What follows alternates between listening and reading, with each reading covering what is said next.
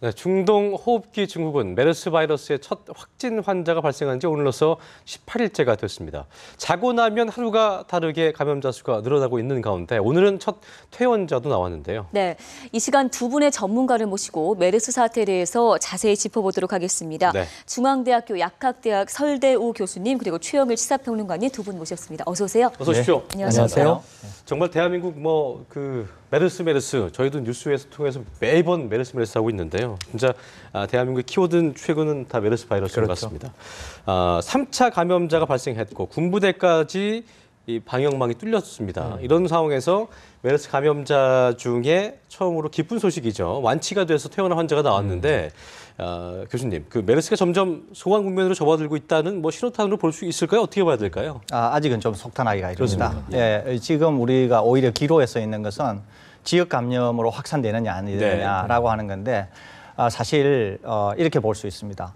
어쨌거나 우리가 관찰하고 있는 대상, 그렇다고 하면 병원에서의 감염이거나 또는 격리 중인 사람, 거기에서 발병하는 거거나 예. 거기에서 향후로도 거기에서만 환자가 나온다고 하면 환자 수가 늘어난다고 해도 크게 염려할 바는 없습니다. 예. 다만 지금 우리가 관찰 중이지 않은 대상자들한테서 이제 발병이 된다고 하면 지역사회로의 감염 가능성을 더 키우는 것이기 때문에 예. 오히려 그 점을 유의해서 봐야 된다고 생각하고요.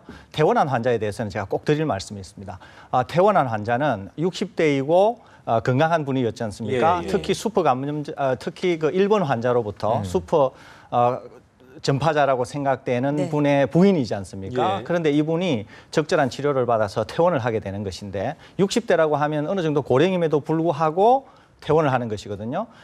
이분은 아무런 이제 바이러스가 없습니다. 그렇기 네. 때문에 지역사회에서 염려할 필요도 없고 이분은 동일한 바이러스에 향후에 감염이 된다고 해도 바이러스에 감염이 안 되는 그런 상황이기 때문에 지역사회가 전혀 염려할 필요가 없습니다. 그러니까 분명히 이해하셔야 되는 것은 건강할 경우에는 적절한 치료를 받으면 충분히 회복되고 퇴원할 수 있다. 그러니까 너무 걱정을 하실 필요는 퇴원을 없다. 하고 나면 항체가 생기기 때문에 그 이후로는 그렇죠. 걱정할 필요가 없다. 예, 그렇죠. 이런 자연 치료가 가능하다는 예. 점을 그렇죠. 강조를 해주셨는데요.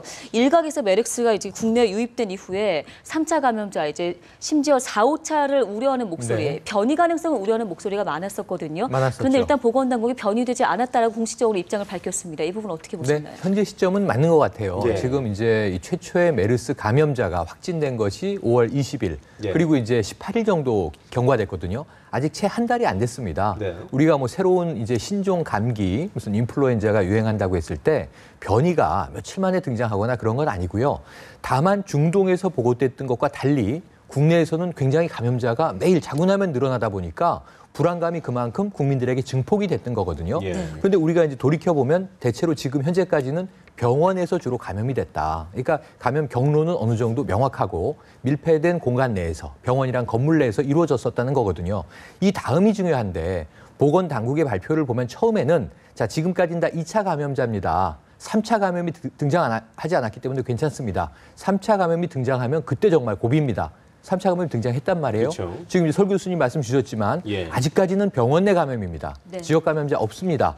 그랬는데 이제 지역 감염이 등장하면 이제는 접촉 경로를 우리가 추적하기 어려운 상황으로 확진된 거죠. 네. 지금 순창 지역 좀 불안하고요. 지금 이 시간에는 부천 메르스가 실시간 검색어 지금 올라 있습니다. 예. 부천에서 확진자가 나온 건 아니에요. 양성 환자가 등장한 거예요. 그러니까 이런 사례들이 자꾸 이제 불안하게 우리 코앞까지 와 있는 거 아닌가? 그러다 보니까 이게 중동호흡기 증후군이라고 부르지 않고 코르스라고 부르는 일종의 별명도 생겼죠. 네. 메르스 아니라 코르스 아니냐. 이 메르스의 한국에서 그 변이된 게 RSV가 아니냐. 코르스랑 같다고 하죠. 예. 그렇죠. 그러니까 이제 한국형 메르스 아니냐 이런 식으로 예. 이제 불렀는데 다행히 이전에 가장 이 바이러스 체계에 대해서 국제적인 권위가 있다는 이제 중국 의학계에서 지금 현재 한국에서 유행하는 메르스가 변종 바이러스는 아닌 것 같다라는 이제 의학적 소견이 나왔고요. 네. 우리 이제 질병관리본부가 그걸 이제 확증을 했죠. 현재까지는 어쨌든 변이가 없다. 근데 설 교수님이 전문가시지만 저는 메르스가 계속 국내에서 어쨌든 위험 예. 상황을 이 잦아들게 하더라도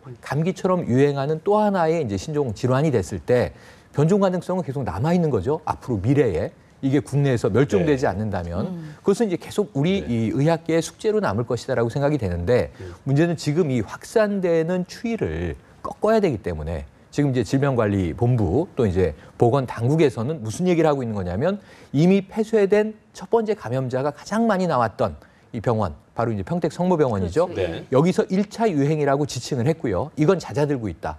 근데 지금 2차 유행 가능성이 서울의 D병원, 지금 이름 다 나가고 이미 지금 있습니다. 실명이 밝혀졌어요. 근데 우리가 알고 있는 바로 그 병원인데 거기서 2차 유행이 되느냐 안 되느냐가 모레가 고비다. 네. 내일 모레가 정점이 될 것이다. 이렇게 네. 예측을 해서 앞으로 이틀을 또 지켜봐야만 우리가 이것이 더 확산될 것인지 적어도 서울에 있는 대형 병원에서 잦아들 것인지 그걸 파악할 수 있을 것 같고요. 지역사회 감염 가능성은 남아있다. 네. 이것이 역시 좀 속단하기 걱정이다. 이르다, 이런 네, 같은 이렇게 보여지는 입장이신 겁니다. 궁금한 것이 이제 이게 그 우리나라에서 확산이 빠르게 이루어졌기 때문에 예. 변이 가능성도 저희가 충분히 추측을 해봤던 건데 일단은 뭐 변이는 없다라고 얘기했습니다. 보건당국도. 근데 이게 그 중동에 있는 사우디아라비아에서 발생했던 그 메르스 바이러스가 같다고 했는데 예. 왜 이렇게 우리나라에서는 빠르게 번식을 하고 좀 이렇게 전파가 됐는지 이 부분이 궁금하거든요. 변이에 대해서 제가 좀 추가 설명을 드리려고 네네. 합니다. 지금 한국의 보건당국에 따르면 표준 바이러스하고 비교했을 때 염기 서열이 99.55%가 동일하고 네네네. 예. 그다음에 사우디아라비아에서 발견되었던 그것과 비교하면 99.82%가 예. 동일하다 이런 얘기를 하는데 제가 좀 둘로 나눠서 설명을 드리겠습니다. 일반 국민들과 전문가들 이렇게 네. 네. 일반 국민들께서는 당국의 말을 신뢰를 하고 변이가 없어서 좀 안심해도 되겠구나 이렇게 국민들께서는 이해를 해주시고 네. 전문가로서 당국에게 요청하고 싶은 바가 있어요. 그것은 뭐냐 하면은 이 결과는 전문가의 눈으로서는 충분하지가 않습니다. 그렇기 때문에 당국에서는 저희가 좀 충분히 전문적으로 설명할 수도 있지만 중국 당국이 서열을 확인한 다음에 미국의 데이터베이스에 올렸다고 하니까 제가 그 데이터베이스를 좀 조만간 비교를 해볼 생각인데 네. 한국 당국에는 제가 요청드리고 싶은 게 지금 이 99.55% 또 99.82%의 염기의 동일성이 변이가 없다 이렇게 얘기하기는 전문가들한테는 이해가 안 되는 부분이 있으니까 좀 더 전문가들한테는 좀 더 확실한 정보를 제공하는 게 좋지 않을까 제가 이렇게 좀 권고를 드립니다. 네. 네. 앞서 저희가 최평론가님께서 이제 D병원이라고 지칭을 해주셨는데 이미 뭐 실명은 거론이 됐습니다만 의사협회에서마저도 이제는 병원 실명을 다 공개를 해놔야 된다. 네. 특단의 대책을 내놓지 못하면 공개해라 이런 입장입니다. 국민들 역시 지금 스스로 메르스 지도까지 만들어가면서 맞습니다. 이렇게 지금 알아내려고 하는 그런 상황이지 않습니까? 이 부분 그렇죠. 어떻게 그러니까 이게 판단하고 당국이 계세요? 좀 많이 늦장 대응이다. 우리가 심지어 이제 뒷북이다 이런 이야기도 하는데요. 네. 평택 성모병원 알만한 사람들은 다 알고 있는 상황에서 뒤늦게 하나 병원 이름이 공개가 됐죠. 그리고 이제 이 질병관리본부의 이야기도 이르면 내일 지금 D병원도 공개할 것을 네. 검토 중이다. 그럼 내일 공개해봐야 지금 다 알고 있단 말이에요. S병원인 걸 알고 있습니다. 지금 매체에 다 또 이름이 나가고 있는 상황이고요. 네네. 그럼 이런 굉장히 부질없는 이 폐쇄주의, 비밀주의 이게 무엇을 위한 것인가? 초기에 병원이 한두 서너 개 정도의 예를 들면 이게 감염 의심자가 한 수십 명 정도이면 통제가 가능했겠죠. 근데 그것마저도 지난해 미국에서 벌어졌던 에볼라 이 사태를 보면 한 명이 서아프리카에서 미국으로 이송이 돼서 병원으로 들어가는 것을 생중계했단 말입니다. 그리고 완전 격리 조치를 하고 네. 완전 치료를 하고 에볼라를 막고 에볼라는 미국에 없다라고 오바마 대통령이 선언을 했죠. 네. 그럼 지금 우리는 뭔가 계속 매일 숫자는 늘어나고 있는데 어느 병원인지를 몰라요. 지금 강남 대치동에서 난리가 난 것부터 전 국민이 불안해하고 있는 게 뭐냐면 우리 동네 병원도 혹시 그러니까 지금 이 정도로 확산된 상황에서는 병원을 공개하지 않는 것이 그러니까 공개하면 혹시 의료계에 혼란을 이제 초래할까 봐 국민들이 더 불안할까 봐 이건데 네. 공개하지 않는 게 지금 더 혼란스럽고 괴담을 확산시키고 더 불안하게 만드는 상황이 돼버린 거거든요. 그럼 이것이 분기점을 넘어버렸으니까 아예 그럼 1단계, 2단계, 3단계의 보건당국의 판단을 거치더라도 우선 필요한 정보들은 공개해 나가야 되고요. 이 메르스 지도가 지금 온라인 또 SNS 이런 게 굉장히 발전하면서 네. 이번 메르스에서 처음 생긴 게 아니라 설례는 2011년이에요. 그때 구제역 파동 때 구제역은 사람이 걸리는 게 아니었습니다. 근데 굉장히 많은 돼지들이 살처분이 됐거든요. 도축이 됐죠. 네. 그래서 이것들을 매몰 했는데 그 매몰한 쪽에서 이 지역에 흙이 토양이 썩어 들어가서 혹시라도 식수원을 오염시키지 않겠느냐라는 이 네티즌들의 우려가 자발적으로 그 구제역 지도라고 하는 걸 만들었거든요. 이 식수원, 우리 동네 식수원은 안전한가 아닌가 이걸 보고 판단하세요. 그게 지금 또 진화해서 네네. SNS로 지금 이번엔 메르스 지도가 만들어지고 있는 거거든요. 근데 정부가 이것을 뭐 처벌하겠습니까? 이걸 아니면 잡아서 뭐 이걸 어떻게 단죄해야 되겠습니까? 정부가 하지 않는 것을 민간이 더 발빠르게 움직이고 있는 만큼 예. 정부가 좀 빨라줘야 되는데 전 오늘 이 긴급 재난 문자로 국민안전처에서 저도 드디어 받았어요. 예. 이 메르스 예방법 1, 2, 3 이렇게 네. 날려준 걸 보고 예. 우리 언론 매체에서는 이거 일주일 전에 얘기하기 시작한 거잖아요. 네. 일주일도 더 됐습니다. 사실은 다 아는 것들. 자, 손 씻어라. 뭐 이 접촉 피해라. 집안에 좀 계셔라. 이런 얘기를 지금 날리기 시작을 하고 잘 보시면요. 해외에서 괴담으로 대한민국이 지금 메르스 때문에 긴급 재난 1호가 선포됐다고 한다. 네. 이거 괴담이죠. 우리 사실 그렇지 않거든요. 근데 국민안전처는 오늘 이 긴급 재난 문자를 날리기 시작했다는 겁니다. 네. 그럼 이걸 정부가 긴급 재난이라고 인정을 했다면 거기에 상응하는 팩트 정보를 국민들에게 정확히 제공하는 게 첫 번째 단초인데 네. 그걸 가지고 지금 이제 서울시장과 중앙정부가 갑론을 박을 시작한 거 아닙니까? 그러니까 보는 국민들은 얼마나 답답해요. 중앙과 지방이 힘을 합쳐서 빨리 메르스를 잡아주는 게 이 국민들이 기대하는 그게 지자체든지 정부든. 근데 서로 책임 공방을 하고 있는 상황이 돼버렸으니까 예. 안타깝기가 그지없는 거죠. 네. 자, 아까 지금 교수님께 그 답변을 잘 못 들었는데요. 네. 그 메르스가 유독 우리나라에서 변이가 안 됐음에도 불구하고 우리나라에서 그 확산이 빠른 이유, 요거 설명을 좀 해주시면 좋을 것 같은데요. 예. 우선은 아주 원론적인 이야기입니다만은 초동 대처에 실패한 게 제일 큰 원인입니다. 네. 사실은. 왜냐하면 환경적인 것보다는 그게 더 큰가요? 그렇죠. 네. 왜냐하면 가령 예를 들면 이런 거예요. 이 병이 설마 우리나라에 올까? 그러니까 확진이 늦어졌지 않습니까? 네네. 그러니까 만일에 확진된 상황에서는 어떤 조치가 필요했었느냐 하면은 병원을 통째로 통제했었어야 되는 거예요. 사실은. 통째로. 통째로. 예. 그렇게 했었다고 하면 그 병원 내에서만 그러니까 확진 환자 첫 번째 확진 환자가 있을 때 통째로 격리하고 통째로 통제하고 그다음에 바깥쪽에 있는 사람을 확인해서 격리 조치를 하고 병실만이 아니고 병원 전체 건물을 그렇죠. 말씀하시는 출입자 건가요? 자체를 할수 없게. 완전히 통째로 예. 하는 거죠. 그러니까 우리가 영화에서 흔히 보는 것처럼 그렇게 하는 거예요. 그러니까 지금 어느 순창 마을 같은 데서 그렇게 하고 있는 거 아닙니까? 그죠? 네네. 제가 지금 꼭 드리고 싶은 말씀이 국방부가 일을 굉장히 잘했습니다. 국방부가 처음에 그런 사병이 하나 있었잖아요. 이게 과하다 싶을 정도로 조치를 한 거예요. 예. 그런데 어떻게 됐습니까? 아무 일도 없었죠. 지금 2차로 국방부에서 여군 하사 그랬죠. 한 분하고 원사 한 분이 지금 그러지 않습니까? 이것도 네네. 제가 볼 때는 굉장히 초동 대처를 잘했습니다. 아마 환자가 안 나올 것으로 예상은 되는데 추가 환자가 예. 추가 환자가 나온다고 하더라도 격리된 사람들한테서 나오면서 군 전체로 확산되는 일은 아마 거의 없을 거라고 판단이 됩니다. 그러니까 이번에 국방부가 보여주었던 것처럼 그렇게 초동 대응을 했었어야 된다는 거죠.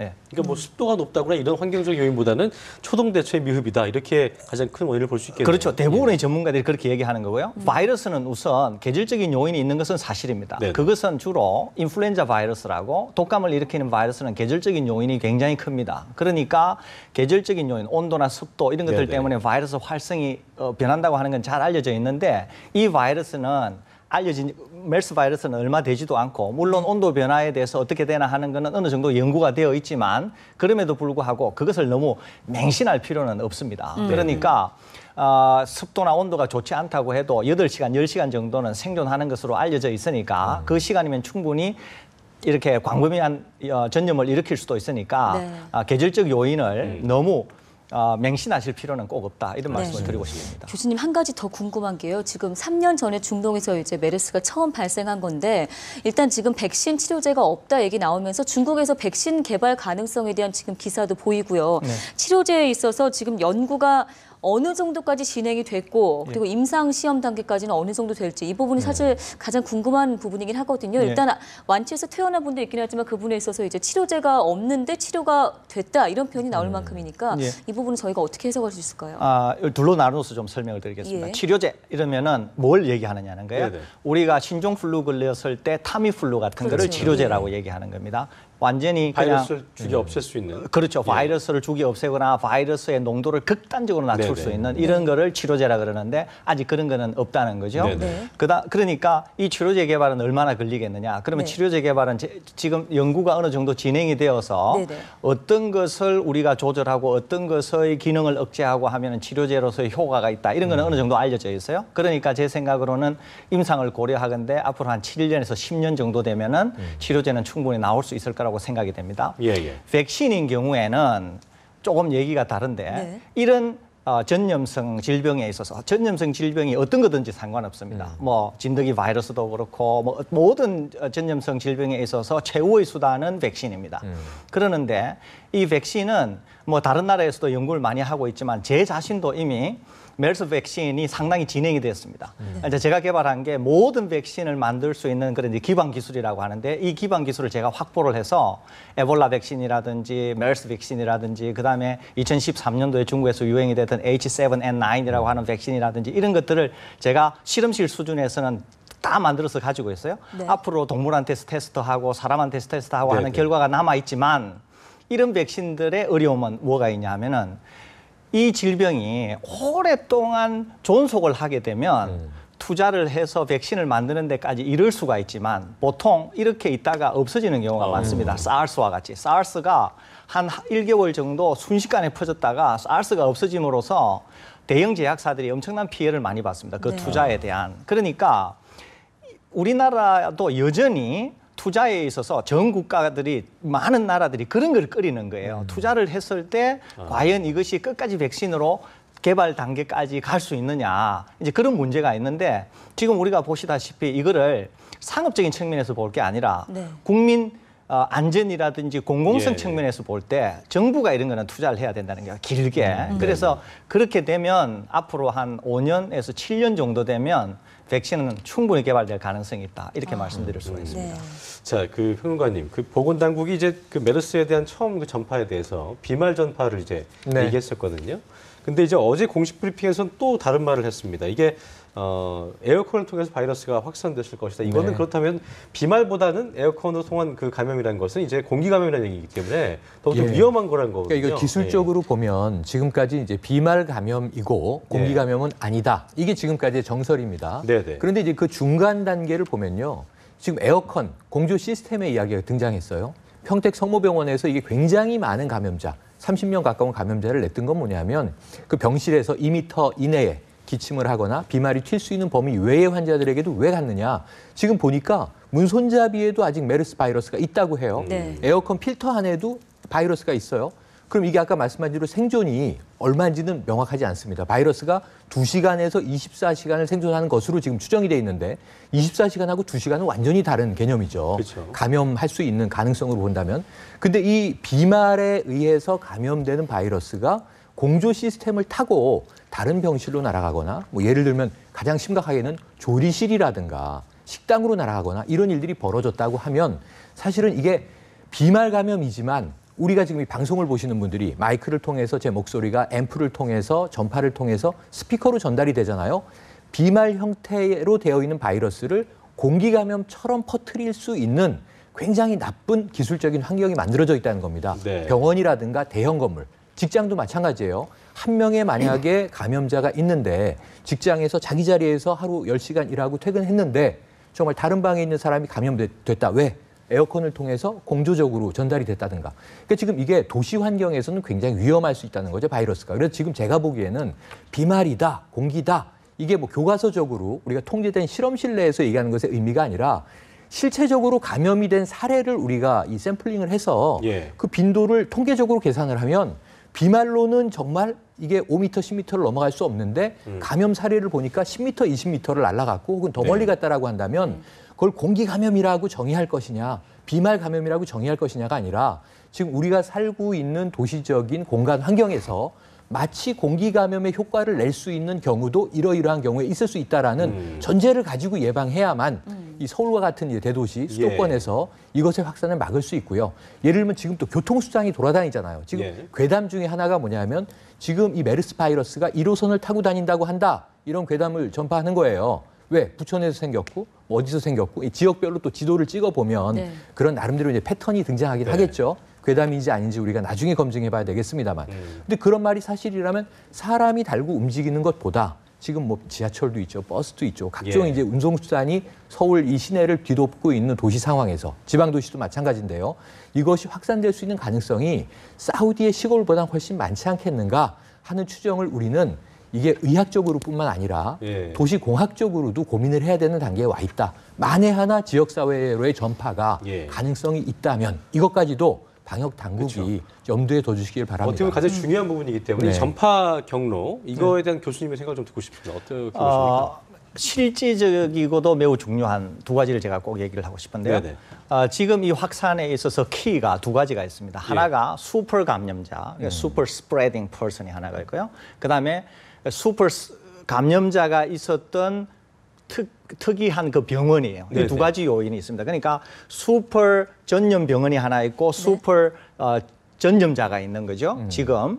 그러니까 아주 중요한 것은 뭐냐 하면 여기에 대한 역학 조사를 매우 철저히 해야 된다는 거예요. 예. 왜 철저히 해야 되냐 하면 지금 첫 번째 병원이나 환자가 확진이 되어 있는데 다른 병원에도 환자가 지금 사실 분산되어 있지 않습니까? 네. 그러니까 첫 번째 병원과 그 슈퍼 전염을 시킨 사람들이 어떻게 그런 일이 벌어졌는가 하는 것을 확실히 알게 되면 다른 병원에도 적용을 할 수가 있는 거예요. 예, 예. 그래서 다른 병원 내에서도 병원 감염을 또 병원 전파를 막는 중요한 단초가 될 수 있기 때문에 그 슈퍼 전파를 시킨 병원과 그 사람 환자에 대한 거를 면밀히 검토를 해서 예. 하셔야 되고 뿐만 아니라 이 결과는 향후에 국제사회에도 충분히 알려서 한국에서 이런 상황이 일어났으니까 메르스가 생기게 되면은 병원 구조가 어떻게 해야 되고 환자를 격리 수용할 때는 어떻게 예. 해야 되고 또 환자가 동선을 또 어떤 동선을 만들어야 되고 하는 거를 확실히 해야 어떤 표본이 될 수 그렇죠. 있거든요. 그래서 이 자료는 매우 중요합니다. 예. 그리고 즉각적으로 이 자료는 사용이 가능하니까 그래서 다른 병원에도 적용을 해야 되니까 당국이 많이 좀 신경을 써주시기를 부탁을 드립니다. 알겠습니다. 네, 알겠습니다. 오늘 두 분 말씀 여기까지 듣겠습니다. 지금까지 설대호 교수님과 최영일 시사평론가 두 분 모시고 이야기 나눠봤습니다. 네, 고맙습니다. 고맙습니다. 예. 고맙습니다. 네.